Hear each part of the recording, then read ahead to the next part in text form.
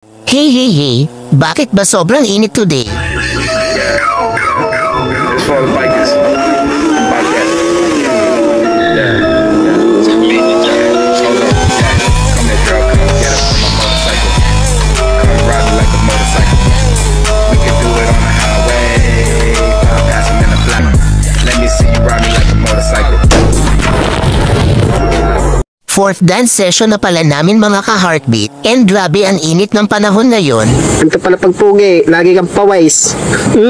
Anyway, dito pala ulit ang practice namin sa school and as usual, pagdating namin, marami ng mga sasakyan nakapark sa labas para sumundo ng estudyante. Kaya naman hindi ako makahanap ng malulusutan para may park si Nappy sa taas. Pero syempre, dahil I was born patient, Dok, pwede ko po bang malaman kung ano ang tunay na kalagayan ko? naghintay muna ako ng konting minuto para makapag-park ng maayos. So after namin mag-park, bumili muna kami ng soft drinks at nauuhaw na ang assistant ko. Agad na rin naman kami dumiretso paakyat ng room ng mga estudyante ko. At doon nga ay nadatnan ko na silang naglalaro kaya naman agad-agad na rin ako nag-set up para makapag-start na kami.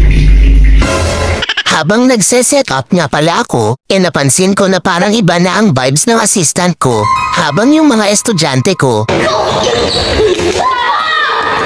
Now this is my side. Listen, look, and listen, and learn.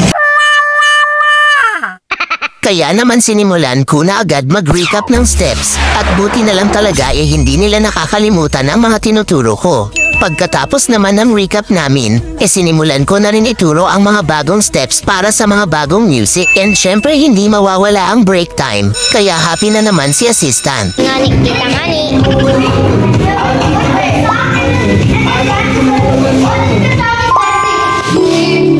After the break naman, nag-start na ulit kami for additional steps and formations. And kahit di pa ganon kalinis ang mga galawan, natandaan at nagawa naman nilang lahat yon.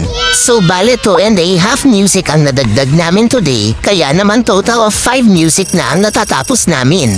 So isang music na lang guys ang kulang at pwede na mag-polishing. Kaya good job kids.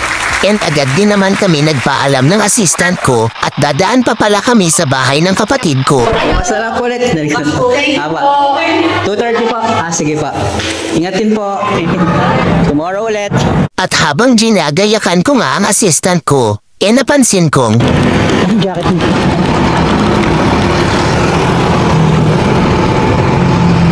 Giniginaw ko sa loob? Giniginaw ka? I want to uwi to.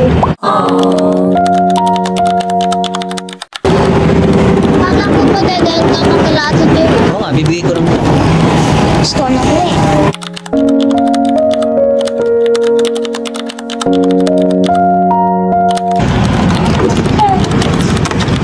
Okay na. Let's start na.